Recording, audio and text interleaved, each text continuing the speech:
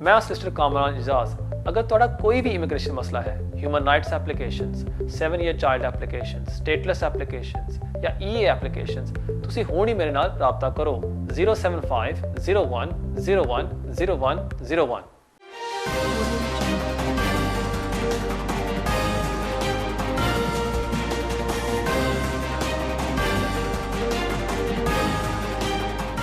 बिस्मिल्लाहिर्रहमानिर्रहीम। अस्सलाम वालेकुम नाज़रीन, मैं हूं आपका मेज़बान कामरान एजाज़। इस शो में मैं आपके लाइव फ़ोन कॉल्स लेता हूं। अगर आपका भी कोई इमिग्रेशन का मसला है, आप भी फ़ोन करके इस प्रोग्राम में हिस्सा ले सकते हैं। प्रोग्राम का नंबर भी आपकी स्क्रीन के नीचे आ रहा है। उम्मीद है कि आपको ऐसी एडवाइस दी जाएगी जो आपके लिए फ़ायदेमंद साबित होगी। नाज़रीन, इस वीक आपके लिए एक इम्पॉर्टेंट 10 ईयर रेजिडेंस अपडेट है, लेकिन उससे पहले एक कॉल की तरफ चलते हैं और फिर मैं आपके साथ वो शेयर करूँगा। बगैर कोई टाइम ज़ाया किए पढ़ते हैं हमारे पहले कॉल की तरफ। हेलो। वालेकुम सलाम। मेरे 2 क्वेश्चन है। एक क्वेश्चन ये है कि मेरे ना 10 इयर्स पूरे हो जाएंगे जनवरी में। ठीक है। तो मैं अपनी ILR जमा करवाना चाह रहा हूँ, लेकिन मेरा वीज़ा 2023 में ख़त्म हो, तो मैंने पूछना था कि अगर मैं वीज़ा जमा करा दूँ तो मैं ट्रैवल कर सकता हूँ? ठीक है। और दूसरा क्वेश्चन ये है कि इसके लिए मुझे D1 करना पड़ेगा? जी ठीक है। और अभी आप ये बता रहे थे कि 10 इयर्स लॉन्ग रेजिडेंसी में कोई कानून चेंज हुआ? सॉरी, क्या कहा आपने? मैंने सुना नहीं, दोबारा दोहराइएगा। कि ये 10 इयर्स लॉन्ग रेजिडेंसी में कोई कानून चेंज हो गया? जी, मैं वो आपके साथ शेयर करता हूँ। बहुत शुक्रिया आपका। जहाँ तक आपका पहला सवाल है कि आप अप्लाई करेंगे जनवरी में और जब आप एप्लीकेशन सबमिट कर देते हैं, आप ट्रैवल कर सकते हैं या नहीं? मेरे ख्याल में आप नहीं कर सकेंगे, और उसकी वजह ये है कि जब आप अपनी एप्लीकेशन सबमिट करते हैं, होम ऑफिस आपके पासपोर्ट को और आपके बायोमेट्रिक कार्ड को वो रख लेती हैं, और जब तक वो डिसाइड नहीं करते आप फिर ट्रैवल नहीं कर सकते। जहाँ तक आपका दूसरा सवाल है कि आपको कौन सा इंग्लिश टेस्ट पास करना होगा, जी हाँ, आपको B1 इंग्लिश टेस्ट पास करना होगा। 10 ईयर लॉ फॉर रेजिडेंस के ऊपर मैं अपडेट ज़रूर दूंगा, लेकिन अभी चंद कॉल्स हैं, उनके बगैर को टाइम से कि उनकी तरफ चलते हैं, और उसके साथ साथ मैं आपको ये अपडेट शेयर करूंगा। हेलो हेलो हेलो जी, अस्सलाम वालेकुम। वालेकुम सलाम। सर 2 सवाल है मेरे। जी जी, पूछे। बात कर रहा हूँ। जी जी। पहला सवाल यह है कि ब्रेग्जिट की डेट 31 दिसंबर से आगे हो गई है या नहीं? ठीक है। और नेशनल इंश्योरेंस नंबर जो है NIN वो मिल रहा है उधर? ठीक है। स्पेन से अगर बंदा इंग्लैंड में आ जाए ठीक है। तो दूसरा सवाल यह है कि अगर मैं अकेला इधर आ जाऊँ, मेरी फैमिली के अगर अभी पेपर नहीं बने, जी जी, तो अगर मैं आगे इंश्योरेंस नंबर लेके बाद में 31 दिसंबर के बाद अगर फैमिली को ले जाऊं तो कोई मसला तो नहीं है कि फैमिली का भी पहले आना ज़रूरी है? ठीक है, मैं समझ गया। बहुत शुक्रिया आपके कॉल का। जहाँ तक आपका पहला सवाल है कि जो ब्रेक्सिट की जो डेडलाइन है वो चेंज नहीं हुई 31 दिसंबर 2020, इसलिए प्लीज़ मेक श्योर करें, अगर आप एक EA नेशनल हैं, फॉर एग्ज़ाम्पल आपके पास फ्रांस, जर्मनी, इटली, स्पेन का पासपोर्ट है और आप यहाँ UK परमानेंटली रहना चाहते हैं, प्लीज़ मेक श्योर करें कि आप 31 दिसंबर से पहले UK एंटर हो जाते हैं। ये बहुत इंपॉर्टेंट है। अगर आप एंटर करेंगे एक दिन बाद 1 जनवरी, फिर आपको नए रूल्स पर एंट्री दी जाएगी और आपको वर्क परमिट पर वो वीज़ा देंगे, और आपको जो रिक्वायरमेंट्स एक नॉन EA नेशनल को मीट करनी पड़ती हैं, आपको वो पूरी करनी पड़ेंगी, और काफ़ी वो सख्त होगा। इसलिए अगर आप EA नेशनल हैं, make sure you enter before 31 दिसंबर 2020। जहाँ तक आपका दूसरा सवाल है कि अगर आप यहाँ एंटर हो जाते हैं और आप NI नंबर के लिए अप्लाई कर लेते हैं, आपके जो फैमिली मेम्बर्स हैं वो बाद में एंटर हो सकते हैं या नहीं? जी हाँ, वो बाद में एंटर हो सकते हैं, क्योंकि गवर्नमेंट ने इसके ऊपर कोई टाइम लिमिट नहीं लगाया। उन्होंने एक शर्त लगाई है कि आप यहाँ UK as a national enter हो जाते हैं 31 दिसंबर से पहले, और जो आपकी जो रिलेशनशिप है, फॉर एग्ज़ाम्पल आपकी वाइफ या जो आपके बच्चे हैं, वो शुड हैव बीन इस्टेब्लिश होनी चाहिए 31 दिसंबर से पहले। सो आपकी शादी होनी चाहिए 31 दिसंबर से पहले। अगर आप बाद में शादी करती हैं, फिर ज़ाहिर बात है आपको इमिग्रेशन रूल्स पर उनको बुलाना पड़ेगा। मेरे ख्याल में आपकी शादी हो चुकी हुई है, आपके बच्चे भी हैं। अगर आप एंटर हो जाते हैं, फॉर एग्ज़ाम्पल कल, आप इनको नए साल में भी बुला सकते हैं और इसमें कोई सख्ती नहीं होगी, सो लॉन्ग एज आपके पास प्री सेटल स्टेटस है और आप यहाँ काम कर रहे हैं। आपके जो फैमिली मेम्बर्स हैं वो आपको ज्वाइन कर सकते हैं यहाँ UK में। जहाँ प्रॉब्लम आती है फैमिली मेम्बर्स में वो है एक्सटेंडेड फैमिली मेम्बर्स। अगर आप एक यूरोपियन नेशनल हैं और आप अपने कज़न को या अपने भाई को बुलाना चाहते हैं, डेडलाइन है 31 दिसंबर 2020, उसके बाद आप नहीं बुला सकेंगे। इसलिए मेक श्योर करें एक्सटेंडेड फैमिली मेम्बर एप्लीकेशन आप जल्दी से अभी सबमिट कर दें। जहाँ तक आपका तीसरा सवाल था कि NI नंबर आजकल इशू हो रहा है या नहीं, जी हाँ हो रहा है।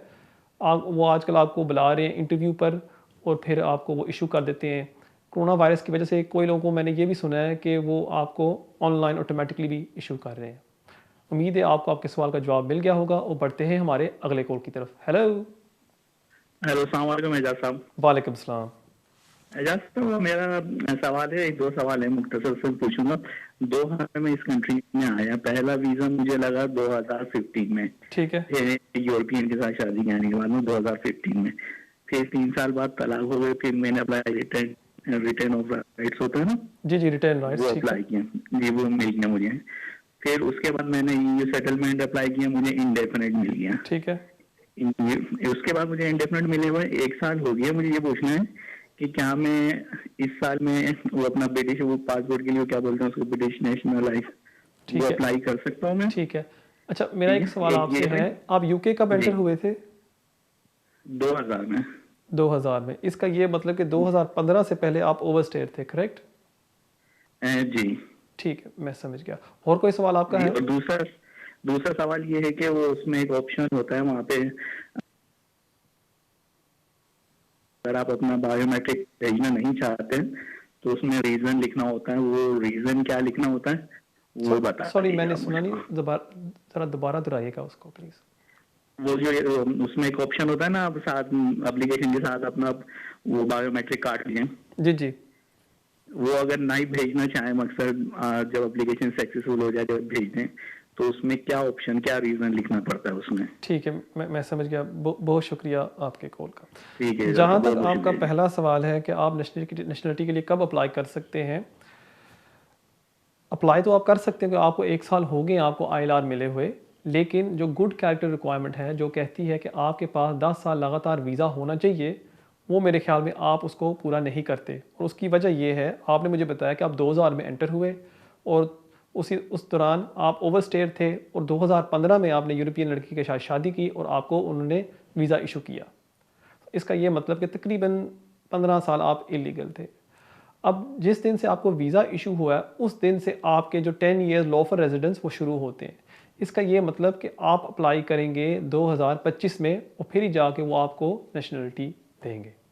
जहाँ तक आपका दूसरा सवाल है कि अगर आप नेशनलिटी के लिए अप्लाई करते हैं और आप अपना बायोमेट्रिक कार्ड साथ नहीं भेजना चाहते हैं, वहाँ आप क्या लिखें? उसमें लिखने की कोई ज़रूरत नहीं। बाद में वो जब आपको वो नेशनलिटी इशू कर देते हैं, फिर वो आपको रिक्वेस्ट करते हैं कि प्लीज़ हमें ये कार्ड वापस भेज दें, या कभी कभी वो आपको लिख देते हैं कि उसको डिस्ट्रॉय कर दें फौरी तौर पर। सो अगर आप रखना चाहते हैं वो आपकी मर्ज़ी है। बहुत शुक्रिया आपके कॉल का। नाज़रीन, बढ़ते हैं हमारे अगले कॉल की तरफ। Hello hello, hello, you live होने जी, फरमाइए। मैं ऑल की थी गल कर रहा हूँ। जी जी, बात करें, मैं आप लाइव हो हेलो? रहे हैं। बोला तो मतलब वो दुआ कुछ से फोन।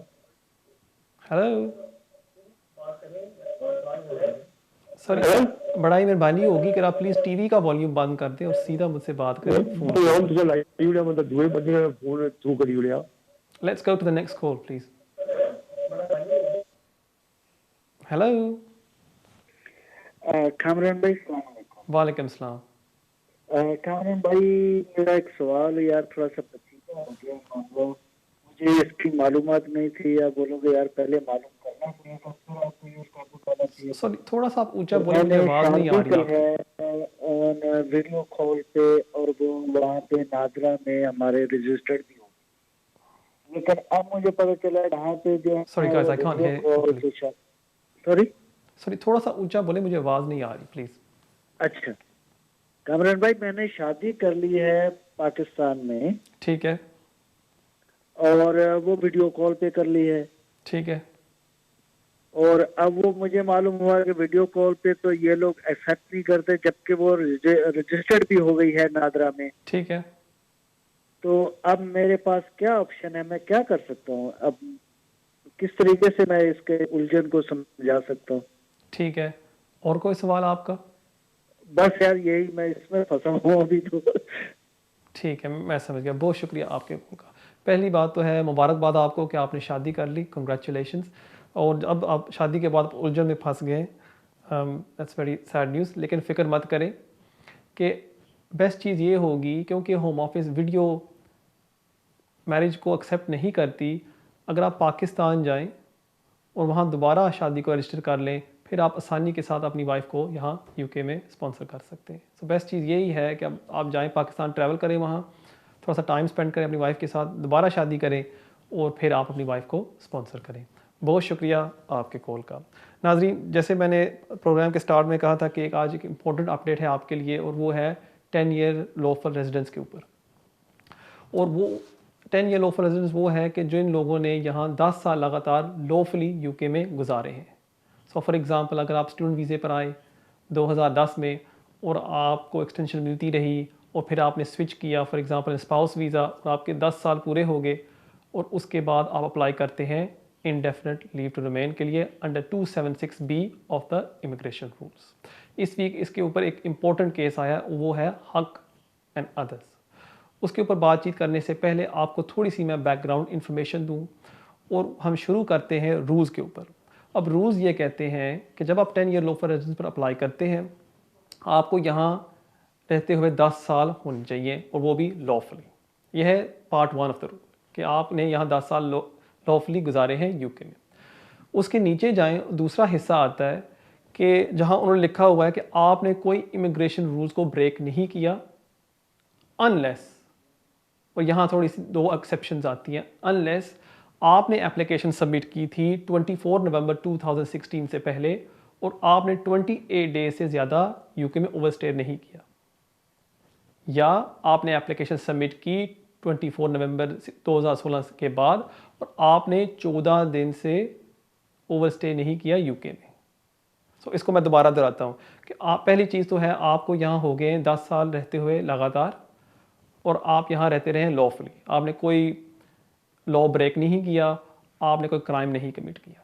उसके नीचे आता है कि एक्सेप्शंस हैं कि आपने या तो 28 दिन से ज़्यादा नहीं गुजारे, अगर आपने 2016 से पहले एप्लीकेशन सबमिट की थी और उसके बाद आपने सबमिट किए, आपने 14 दिन से ज़्यादा नहीं गुजारे। ये था लॉ।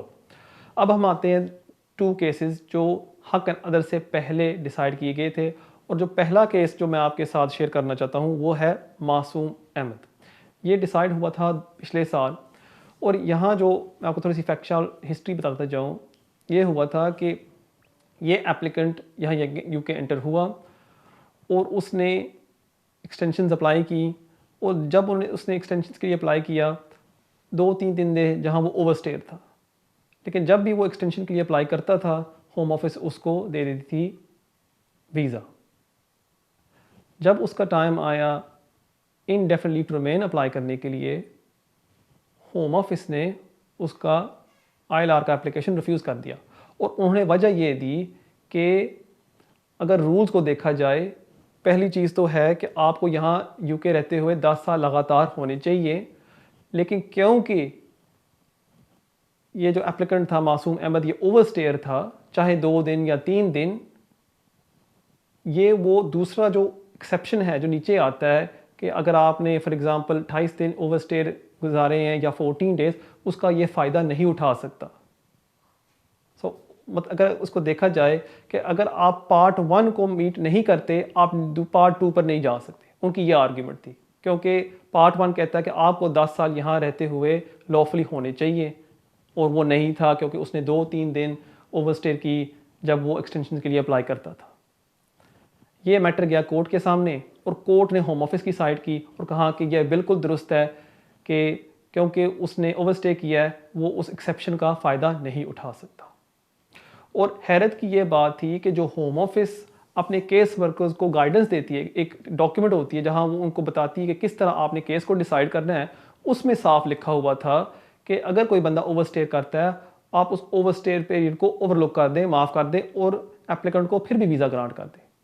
एक तरफ गाइडेंस में ये लिखा हुआ है, लेकिन कोर्ट होम ऑफिस की साइड ले रहा है और कह रहा है कि नहीं, कि अगर कोई बंदे ने कोई भी दिन ओवरस्टे किया है वो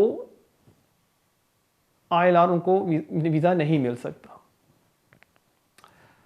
नाज़रीन, इस पर बातचीत हम करेंगे, लेकिन एक ब्रेक का वक्त होता जाता है। जाने से पहले मैं आपको अपना ईमेल एड्रेस देता जाऊँ जो अभी आपके स्क्रीन के ऊपर आ रहा होगा, kejaz@me.com। इसके ज़रिए आप मुझे कांटेक्ट कर सकते हैं और अगर आप मुझे मिलना चाहते हैं आप मुझे मिल सकते हैं। हमेशा की तरह मैं आप सबसे दरख्वास्त करता हूँ कि अगर आप सोशल मीडिया पर जाएँ, फेसबुक पर और यूट्यूब पर, वहाँ भी आप मुझे फॉलो कर सकते हैं। नाज़रीन, कहीं नहीं जाना, मिलते हैं ब्रेक के बाद।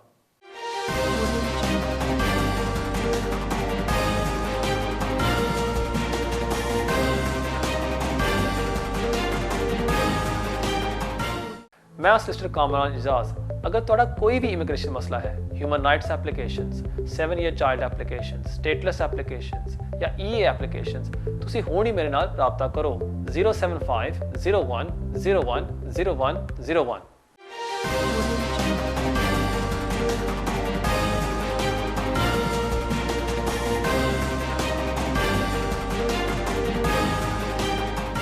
नाज़रीन, welcome back.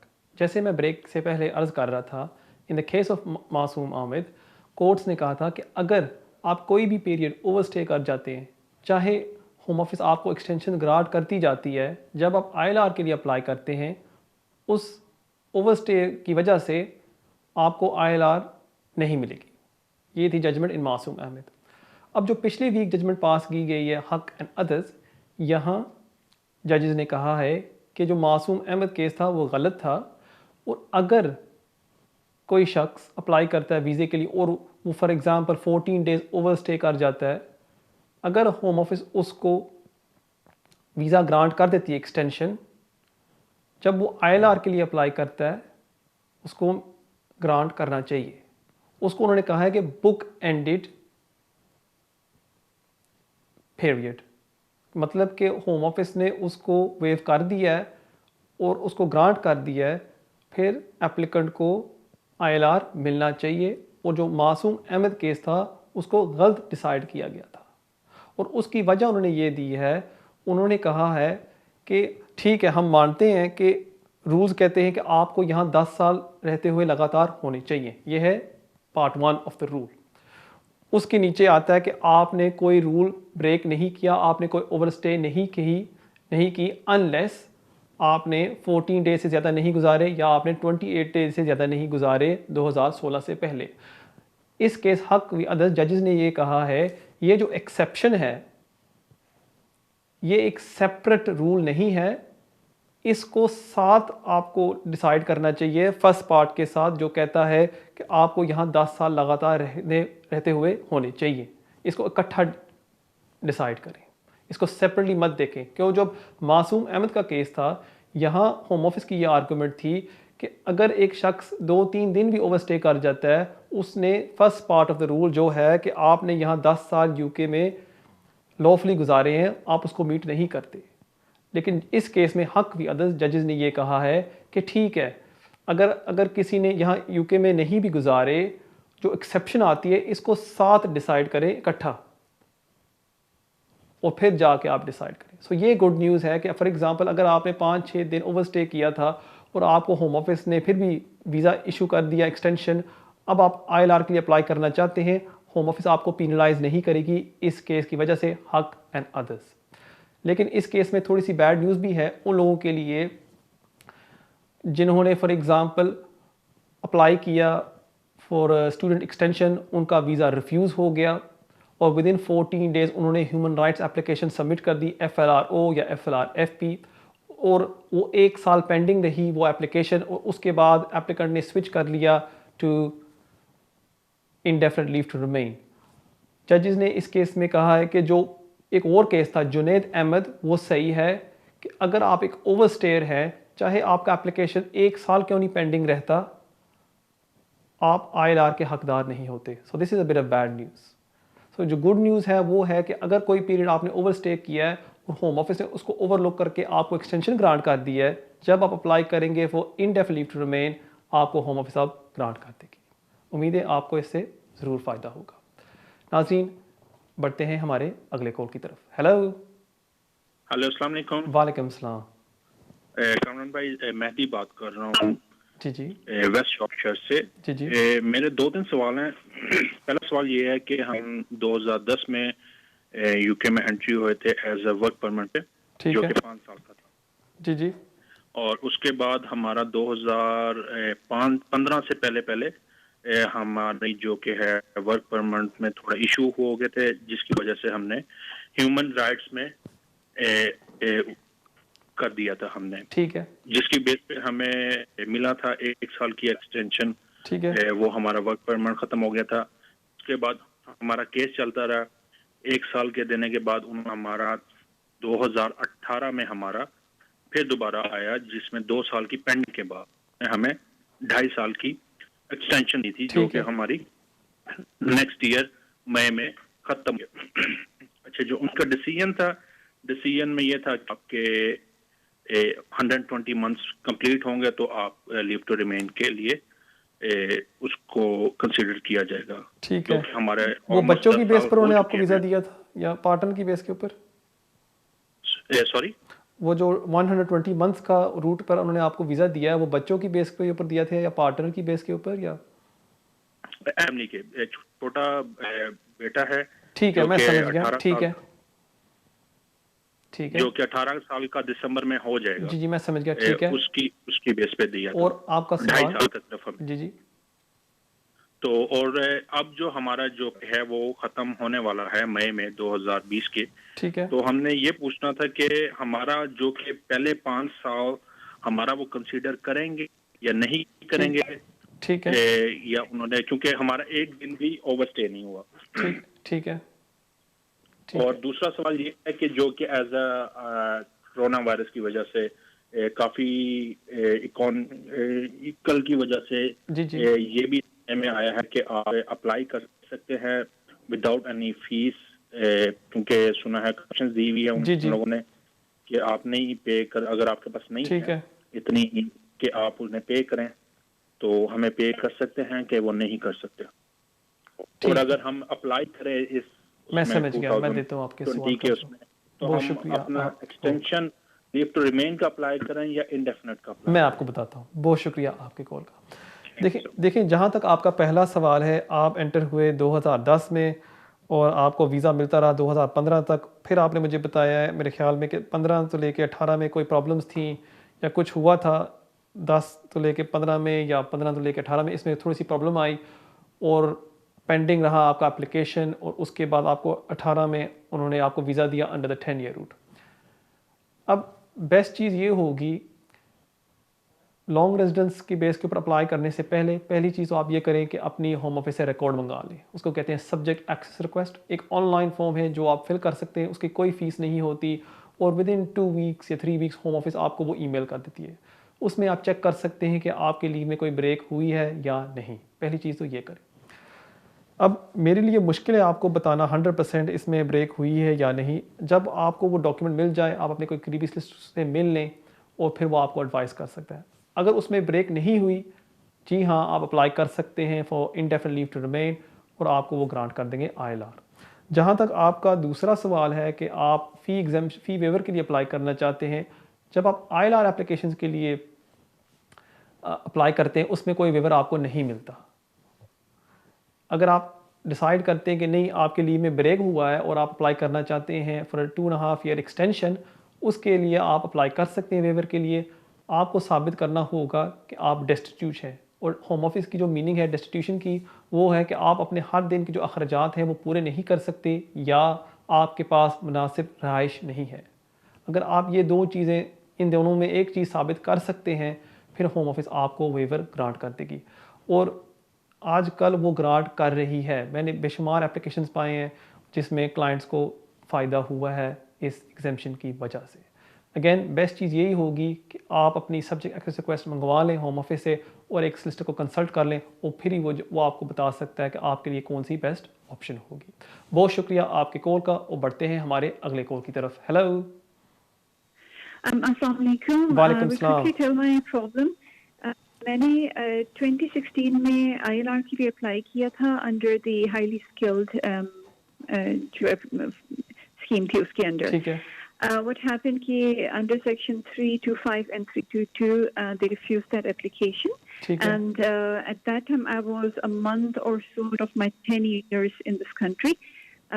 Then I applied for LFR FLR FP, ठीक for है. my private life in here. Right. In the meanwhile, I also get married to a British national, and now I have a child as well. Okay. And I applied for a spouse visa, जिसको 2 दफा उन्होंने stupid reasons पे refuse किया था. अच्छा. Second time, we went to tribunal. ठीक है. और वहाँ पर, because maybe on the basis of my daughter, they says that they will reconsider their decision, and that was in July 2019. ठीक है. 28 Home Office से मुझे contact किया कि either I want to back my appeal from the tribunal or I would like my case to be reconsidered. अच्छा. My ILR application to be reconsidered, but because of my solicitor involvement, they agreed to let the tribunal go ahead and all reconsider my ILR as well. Now, after July 2019, they had in 90 days to send back my BRP passport and things like that. It is over a year. They haven't that.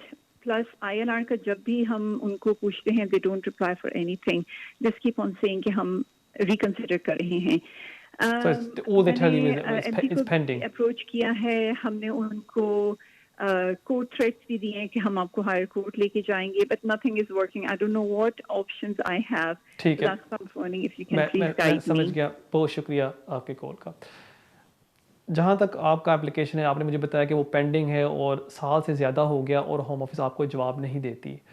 अब आपके पास 2-3 options हैं. एक तो आप अपने MP को involve करें, उसको वो ज़रूर जवाब देंगे. दूसरा है कि आप एक फॉलो अप लेटर लिखवा लें अपने सॉलिसिटर से, और उसका भी शायद कभी कभी वो जवाब नहीं देते और इसमें थोड़ी सी प्रॉब्लम होती है. तीसरा ऑप्शन आपके लिए ये है, and which I would recommend, is कि अगर होम ऑफिस 1 साल से ज़्यादा हो गया आपको डिसीजन नहीं दे रही, दैन पोटेंशली आपको उनको कोर्ट करना चाहिए, and you should threaten them with judicial review कि अगर आप विदिन 28 डेज़ में हमें फ़ैसला नहीं देते, we will have no option but to issue a claim for judicial review. और अगर उसके दौरान जब आप क्लेम इशू कर देते हैं और होम ऑफिस आपके केस को रिकन्सिडर कर देता है, आप बाद में उनसे कॉस्ट भी क्लेम कर सकते हैं. इसलिए अगेन बेस्ट चीज़ यही होगी, ये तीनों ऑप्शन लेके आप अपने कोई सॉलिसिटर से डिस्कस कर लें कि which option will be best for you. But in my opinion I think क्योंकि 1 साल हो गया है, आपको एक जुडिशियल रिव्यू क्लेम करना चाहिए होम ऑफिस के खिलाफ. बहुत शुक्रिया आपके कॉल का, और बढ़ते हैं हमारे अगले कॉल की तरफ. Hello. Yes, hello. Hello, you're live on air. Yes. Hello, you're live on air. जी फरमाइए. Okay, can I say my question? Hello. Hello, जी मैं सुन रहा हूँ, जी फरमाइए. Assalamu alaikum. वालेकुम सलाम. My question is regarding my. Yes, so I applied for my mother's visit visa. Okay. Applied for my mother's visit visa last year, 2019. Okay. She came to visit when my daughter was going through a transplant. Okay. So she was assisting me. Once after the 6 months were over, I still needed her help. Mm-hmm. So I applied for her to extend the visa based on human rights. Okay. So she was granted leave outside the rules for 1 year. Right. Now that is coming to end in March. However, I want to further extend the visa because my situation requires that I'm a single parent and I need her support, and because of the pandemic and I understand. my children not so in a good health right now. I understand. So I just was wondering what application form can I do, on which grounds to apply, and should I need to apply for a fee waiver or should I need to pay? Which is going to will it affect my application if I apply for a fee waiver? Because I just need some advice on that. Okay, thank you very much for your call. Regarding your first question, if you apply for a fee waiver, will that have an adverse impact on your mum's application? No, that's got to do with your financial circumstances and your mother's. If you guys do not have the means to pay for the application, then the Home Office will grant you a waiver. That will not affect your mother's application in any negative way whatsoever. That's the first thing. The second question that you've asked is what form should she use? Again, that depends under what leave, what category of leave that she was granted. Was it human rights outside the immigration rules, potentially form DL, potentially form FLRFP, potentially form HRO. It really does depend on that. The third question that you asked is, what should you include, on what basis you should make this application? I think this will depend on your circumstances and of your mother's. Again, explain to them as in much detail as possible the reason that she was granted leave previously, how your circumstances are at this present time, as you've informed me that your child is still ill and that you really need her help. Explain all of that, and I'm hopeful that they will grant your mother further leave to remain in the UK. What you might want to also include with this application is documentary evidence from a doctor or a consultant that is treating your son in support of your mother's application. I think that would be really beneficial. Again, best thing would be, before making any application, just consult a solicitor, because things can get a bit messy if you get something wrong. Thank you very much for your call. नाज़रीन, बढ़ते हैं हमारे अगले call की तरफ. Hello. जी अस्सलाम वालेकुम. Hello. जी अस्सलाम वालेकुम. वालेकुम सलाम. सर मेरा एक छोटा सा सवाल है. जी जी. 3 साल पहले हम इंडेफिनेट मिले हैं. ठीक है. क्या मैं ब्रिटिश पासपोर्ट वास्ते एप्लीकेशन पा सकना हूं? 3 ਸਾਲ ਪਹਿਲਾਂ ਤੁਹਾਨੂੰ ਮਿਲਿਆ ਇੰਡੈਫਿਨਿਟ, ਇਹਦਾ ਮਤਲਬ ਕਿ ਤੁਹਾਨੂੰ ਮਿਲਿਆ 2017 ਦੇ ਵਿੱਚ, ਠੀਕ ਹੈ? 2017 ਜੀ. ਠੀਕ ਹੈ. ਉਸ ਤੋਂ ਪਹਿਲਾਂ ਤੁਹਾਨੂੰ ਵੀਜ਼ਾ ਕਿਦੋਂ ਮਿਲਿਆ ਸੀ? ਸਭ ਤੋਂ ਪਹਿਲਾ ਵੀਜ਼ਾ 2.5 ਸਾਲ ਦਾ ਜਾਂ 3 ਸਾਲ ਦਾ, ਜਦੋਂ ਜੋ ਵੀ ਮਿਲਿਆ ਸੀ? ਜੀ 3 ਸਾਲ ਦਾ ਮਿਲੇ ਸਨ 2 ਦਫਾ. ਠੀਕ ਹੈ. ਸੋ ਪਹਿਲਾ ਕਿਦੋਂ ਮਿਲਿਆ ਸੀ? ਇਹਦਾ ਮਤਲਬ ਇੰਡੈਫਿਨਿਟ ਮਿਲਿਆ ਤੀਸਰੀ ਦਫਾ. ਇਹਦਾ ਮਤਲਬ ਤੁਹਾਨੂੰ ਪਹਿਲਾ ਮਿਲਿਆ 13 ਦੇ ਵਿੱਚ? 2011 ਚ ਮਿਲਿਆ, ਫਿਰ ਉਸ ਤੋਂ ਬਾਅਦ 3 ਸਾਲ ਬਾਅਦ. ठीक है, मैं समझ गया. 2 दफा होया ना, 3 साल, फिर तीसरी दफा. ठीक है. और तुम्हारी एज कितनी है? मेरी तकरीबन 50 साल है. 50 साल. ठीक है, मैं समझ गया. बहुत शुक्रिया तुम्हारे कॉल का. नाज़रीन, इस सवाल का जवाब मैं दूंगा ब्रेक के बाद. अगेन, जाने से पहले मैं आपको अपना ईमेल एड्रेस देता जाऊँ, जो अभी आपके स्क्रीन के ऊपर आ रहा होगा, keijaz@me.com. इसके ज़रिए आप मुझे कॉन्टैक्ट कर सकते हैं. अगर आप मुझे मिलना चाहते हैं फॉर योर इमिग्रेशन मैटर, आप मुझे मिल सकते हैं. मिलते हैं ब्रेक के बाद.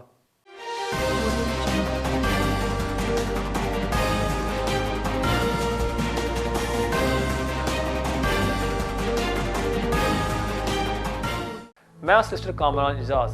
अगर तुहाडा कोई भी इमिग्रेशन मसला है, human rights applications, 7 year child applications, stateless applications या EA एप्लीकेशंस, तुसी हुण ही मेरे नाल राबता करो. 075 01 01 01 01.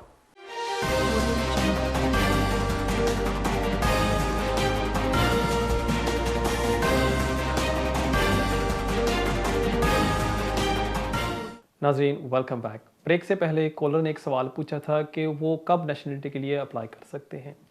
उन्होंने मुझे बताया कि उनको पहला वीज़ा ग्रांट किया गया था 2011 में और ILR उनको इशू की गई थी 2017 में. इसका ये मतलब कि उनको नेशनलिटी इशू की जाएगी 2021 में. इसलिए मेरी एडवाइस आपसे होगी कि 1 साल आप वेट करें और जैसे ही आपके 10 साल पूरे हो जाएं फर्स्ट वीज़ा मिलने से, फिर जाके आप अप्लाई करें नेशनलिटी के लिए. अगर आप पहले अप्लाई करेंगे, वो आपके एप्लीकेशन को रिफ्यूज़ कर देंगे और आपके पैसे ज़ाया जाएंगे. बहुत शुक्रिया आपके कॉल का, और बढ़ते हैं हमारे अगले कॉल की तरफ. हेलो. अस्सलाम वालेकुम. वालेकुम सलाम. कामरान साहब, आपको, आपकी टीम को, तमाम सुनने वालों को मेरी तरफ से ईद मिलादुन नबी की बहुत बहुत मुबारकबाद. खैर मुबारक आपको. Thank you so much.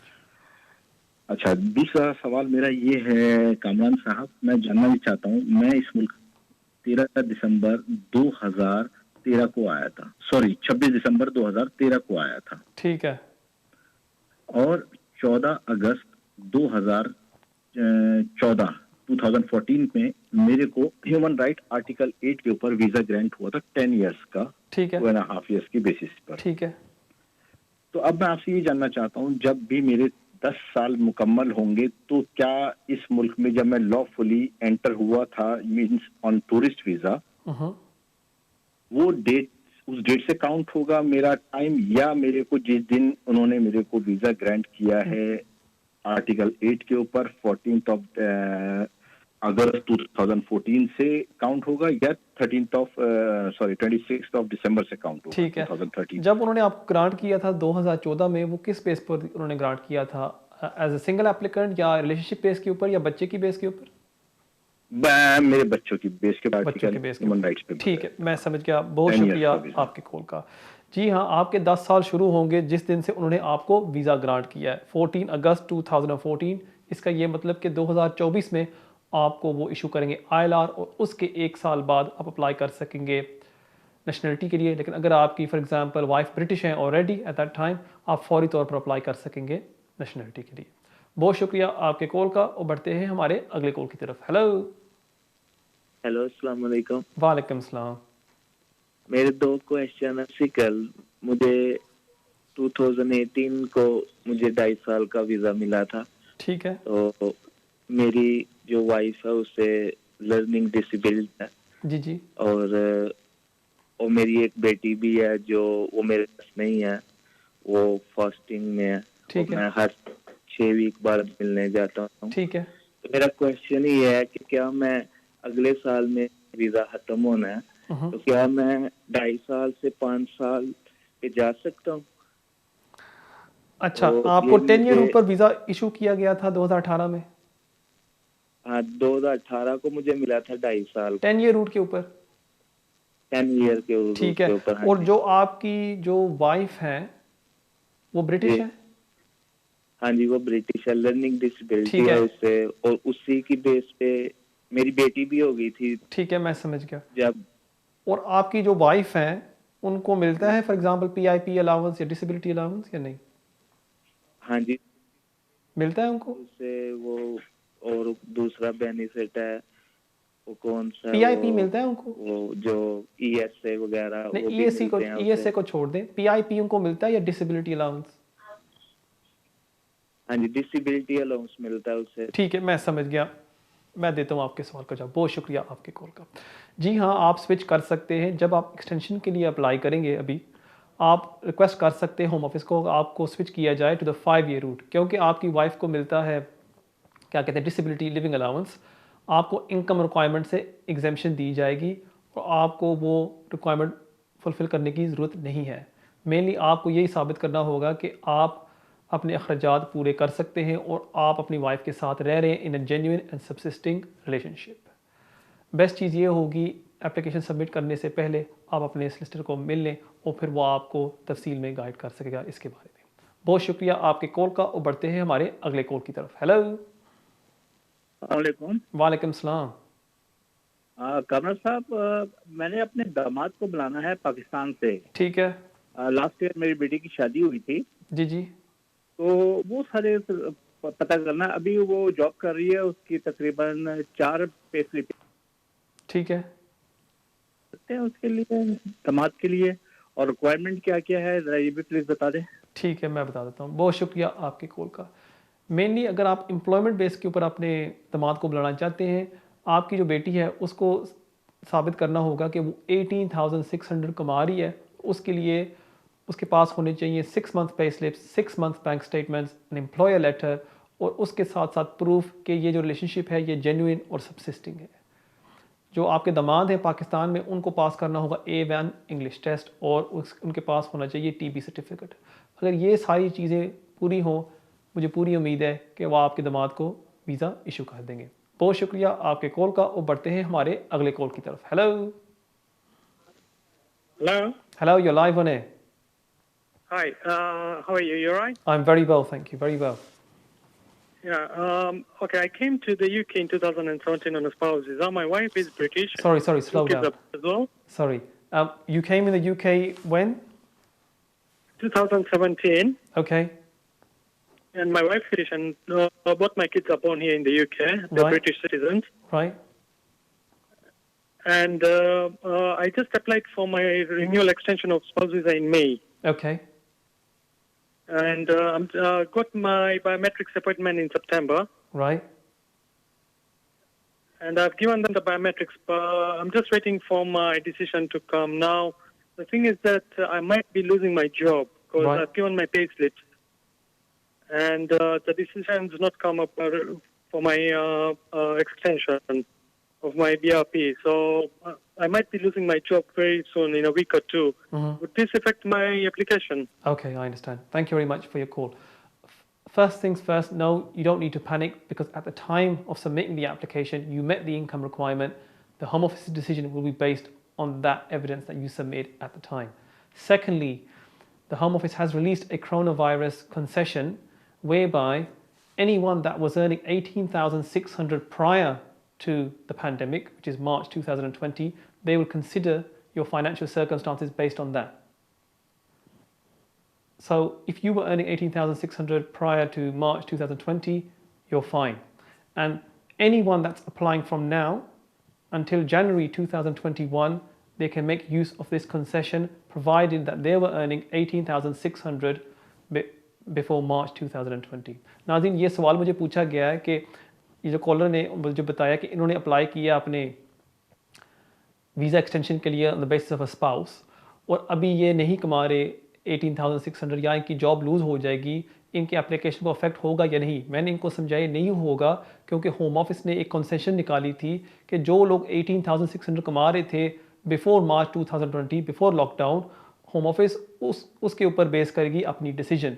और ये जो कंसेशन है ये उन एप्लीकेंट्स के लिए जो अभी आज से लेके जनवरी 2021 तक अप्लाई कर रहे हैं। सो अगर फॉर एग्जांपल नेक्स्ट मंथ आपका एक्सटेंशन ड्यू है और आप 18,600 अभी नहीं कमा रहे क्योंकि आपने आपकी जॉब लूज़ कर ली है, अगर आप काम कर रहे थे बिफोर मार्च 2020 और आपके पास उससे पहले 6 माह की पे स्लिप्स हैं जहां वो साबित करती है कि आप 18,600 कमा रहे थे, आप उसको इस्तेमाल कर सकते हैं और होम ऑफिस आपको वीज़ा एक्सटेंशन ग्रांट कर देगी। बहुत शुक्रिया आपके कॉल का और बढ़ते हैं हमारे अगले कॉल की तरफ। हेलो हेलो, सत श्री अकाल जी। सत श्री अकाल। हेलो, अरे मैं साडी नूंह ਜਿਹੜੀ ਆ ਇੰਡੀਆ ਤੋਂ ਆਈ ਹੋਈ ਆ। ਹਾਂਜੀ। ਔਰ ਉਹਨੂੰ 3 ਸਾਲ ਦਾ ਵਰਕ ਪਰਮਿਟ ਤੇ ਉਹਨੇ ਆਈ ਹੈ। ਡਿਸੇਬਲ ਲੜਕਾ ਮੇਰਾ ਉਹ ਬੁਲਾਈ ਸੀ ਉਹਦੇ ਤੇ ਉਹਨੇ ਜਿਹੜਾ ਪਾਸਪੋਰਟ ਦਿੱਤਾ ਜਿੱਦਾਂ 3 ਸਾਲ ਵਰਕ ਪਰਮਿਟ ਦਾ। ਹਾਂਜੀ ਹਾਂਜੀ। ਤੇ ਉਹ ਕਿੰਨੇ ਘੰਟੇ ਕੰਮ ਕਰ ਸਕਦਾ? ਫਿਰ 2.5 ਸਾਲ ਬਾਅਦ ਉਹਨੇ ਅਪਲਾਈ ਕਰਨਾ ਕਿ 3 ਸਾਲ ਬਾਅਦ ਕਰਨਾ? ਠੀਕ ਹੈ। ਉਹ ਕਿਹੜੇ ਵੀਜ਼ੇ ਤੇ ਆਈ ਸੀ? ਵਰਕ ਪਰਮਿਟ ਤੇ? ਹਾਂ, ਵਰਕ ਪਰਮਿਟ ਨੂੰ ਦਿੱਤਾ। ਉਹ ਲੜਕਾ ਸਾਡਾ ਡਿਸੇਬਲ ਆ। ਇੱਥੇ ਅਪਲਾਈ ਕੀਤਾ ਸੀ, ਉਹਨਾਂ ਨੂੰ ਸ਼ਾਦੀ ਕਰਕੇ ਗਿਆ, ਸ਼ਾਦੀ ਕਰਕੇ ਆਇਆ ਸੀ। ਅੱਛਾ। ਉਹਨੇ मुझे पासपोर्ट ਦਿੱਤਾ 3 ਸਾਲ ਵਰਕ ਪਰਮਿਟ ਦਾ ਦਿੱਤਾ। ठीक है। और कितने वास्ते काम कर रही है? ਉਹ ਲੜਕਾ ਮੇਰਾ ਜਿਹੜਾ ਡਿਸੇਬਲ ਆ। ਹਾਂਜੀ। ਬ੍ਰੇਨ ਹੈਮਰੇਜ ਹੋ ਗਈ ਜੀ। ਹਾਂਜੀ ਹਾਂਜੀ। लेकिन काम किदे वास्ते कर रही है फिर? एम्प्लॉयर कौन है? ਇਹਨੂੰ ਪੈਨਸ਼ਨ ਮਿਲਦੀ ਆ ਤੇ ਉਹਦੇ ਵਾਸਤੇ ਵਿਆਹ ਕਰਕੇ ਆਏ ਸੀ, ਉੱਥੇ ਉਸੇ ਬੇਸ ਤੇ ਮੰਗਾਇਆ ਇਹਨੂੰ। ਠੀਕ ਹੈ। ਤੇ ਇੱਥੇ ਕੰਮ ਕਰਦੀ ਹੈਗੀ ਆ 4 घंटे रोज 6 दिन करती, 6 ਤੋਂ 24 घंटे ਹੋਏ। ठीक है। लेकिन ਇਹਦਾ ਇਹ मतलब कि बेटे ने स्पॉन्सर नहीं ਕੀਤਾ, वर्क परमिट ਤੇ ਆਈ? नहीं, काम तो करता है लड़का, मगर ब्रेन हैमरेज हो गई ना, साइड इफेक्ट ब्रेन हैमरेज दोनों चीजें हो गई। ठीक है। ਹੁਣ ਤੁਸੀਂ ਸਵਾਲ ਕੀ ਪੁੱਛਣਾ ਚਾਹੁੰਦੇ ਹੋ ਮੈਨੂੰ? ਹੁਣੇ ਪੁੱਛਿਆ ਕਿ ਕਿੰਨੇ ਘੰਟੇ ਕੰਮ ਕਰਦੀ ਸਾਡੀ, ਜਿਹਦੇ ਵਿੱਚ ਕੋਈ ਰੁਕਾਵਟ ਨਾ ਪਏ ਪਰਮਿਟ। ठीक है, मैं समझ गया। बहुत शुक्रिया ਤੁਹਾਡੇ ਕੋਲ ਦਾ। देखो, अगर ਤੁਹਾਡੀ ਜੋ ਨੂੰਹ ਹੈ ਉਹ ਆਈ ਹੈ ਵਰਕ ਪਰਮਿਟ ਤੇ, ਫਿਰ ਤੇ ਕੋਈ ਰੁਕਾਵਟ ਹੈ ਨਹੀਂ, ਕੰਮ ਕਰ ਸਕਦੀ ਹੈ। ਲੇਕਿਨ ਹੁਣ ਮੈਂ ਸ਼ੋਰ ਨਹੀਂ ਕਿ ਕਿਹੜੇ ਵੀਜ਼ੇ ਤੇ ਉਹਨੂੰ ਵੀਜ਼ਾ ਗ੍ਰਾਂਟ ਕੀਤਾ ਗਿਆ, ਜਾਂ ਤੇ ਉਹ ਕੇਅਰ ਬੇਸ ਤੇ ਆਈ ਹੈ, ਫਿਰ ਵੀ ਉਹਦੇ ਵਿੱਚ ਕੋਈ ਰੁਕਾਵਟ ਨਹੀਂ ਕਿ ਉਹ ਕਿਤਨੇ ਘੰਟੇ ਕੰਮ ਕਰ ਸਕਦੀ ਹੈ ਜਾਂ ਉਹਨੂੰ ਕੀ ਇਨਕਮ ਦਿਖਾਣੀ ਚਾਹੀਦੀ ਹੈ। ਅਗਰ ਫॉर एग्जांपल ਤੁਹਾਡੇ ਬੇਟੇ ਨੇ ਉਹਨੂੰ ਸਪਾਂਸਰ ਕੀਤਾ ਸੀ ਬ੍ਰੇਨ ਹੈਮਰੇਜ ਹੋਣ ਤੋਂ ਪਹਿਲਾਂ ਔਰ ਫॉर एग्जांपल ਸ਼ਾਦੀ ਤੇ ਵੀਜ਼ੇ ਤੇ ਆਈ ਸੀ, ਫਿਰ ਤੁਹਾਡੀ ਨੂੰਹ ਨੂੰ ਦਿਖਾਣਾ ਹੋਵੇਗਾ ਕਿ 18,600 ਕਮਾ ਰਹੀ ਹੈ। ਲੇਕਿਨ ਅਗਰ ਤੁਹਾਡੇ ਬੇਟੇ ਨੂੰ ਫॉर एग्जांपल ਡਿਸੇਬਿਲਿਟੀ ਅਲਾउंस ਮਿਲ ਰਿਹਾ, ਫਿਰ ਉਹ ਜਿਹੜੀ ਰਿਕੁਆਇਰਮੈਂਟ ਹੈ ਉਹ ਮਾਫ ਹੋ ਜਾਂਦੀ ਹੈ। ਅਗੇਨ ਬੈਸਟ ਚੀਜ਼ ਇਹ ਹੋਏਗੀ ਕਿ ਅਗਰ ਤੁਸੀਂ ਕੋਈ ਸਲਿਸਟਰ ਨੂੰ ਮਿਲ ਲਓ, ਆਪਣੇ ਡਾਕੂਮੈਂਟ ਦਿਖਾ ਦਿਓ, ਉਹ ਤੁਹਾਨੂੰ ਫਿਰ ਸਹੀ ਤਰ੍ਹਾਂ ਸਲਾਹ ਦੇ ਸਕੇਗਾ। बहुत शुक्रिया ਤੁਹਾਡੇ ਕੋਲ ਦਾ। वो बढ़ते हैं हमारे अगले कॉल की तरफ। हेलो हेलो, अस्सलाम वालेकुम। वालेकुम सलाम। मेरा visa as asylum Sikar grant हुआ था 2016 में। ठीक है। और है वो 2021 तक। ठीक है। मेरे इंडिपेंडेंट एक बच्चा है जो 7 ईयर ओल्ड का इस अगस्त में हुआ है। मेरा क्वेश्चन ये है कि मुझे जब 21 में ये एप्लीकेशन करूँगी तो उसके बाद मुझे क्या मिलेगा, और क्या मैं अपने बच्चे के लिए अभी पासपोर्ट एप्लीकेशन दे सकती हूँ? बेटा आपका यहाँ पैदा हुआ था? जी जी, यहाँ पे पैदा हुआ। आप पाकिस्तानी नेशनल है? जी जी, मैं पाकिस्तानी हूँ। ठीक है, मैं समझ गया। बहुत शुक्रिया आपके कॉल का। जहाँ तक आपका पहला सवाल है, 2021 में आपको वो indefinite leave to remain grant करेंगे।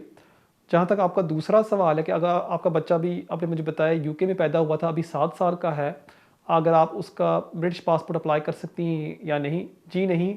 जब आपका बच्चा 10 साल का होगा फिर ही जाके आप अप्लाई कर सकती हैं उसके ब्रिटिश पासपोर्ट के लिए।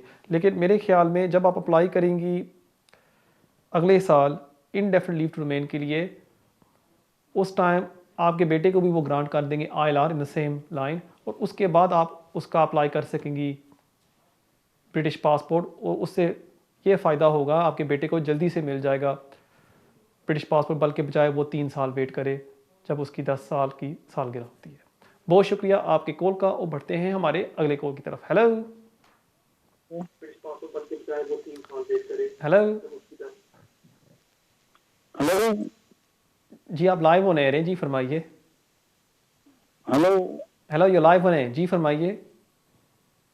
कमल साहब जी जी, बात कर रहा हूँ जी, फरमाइए। सत श्री अकाल। सत श्री अकाल जी। मेरा वाइफ का और 2 बेटे हैं मेरे।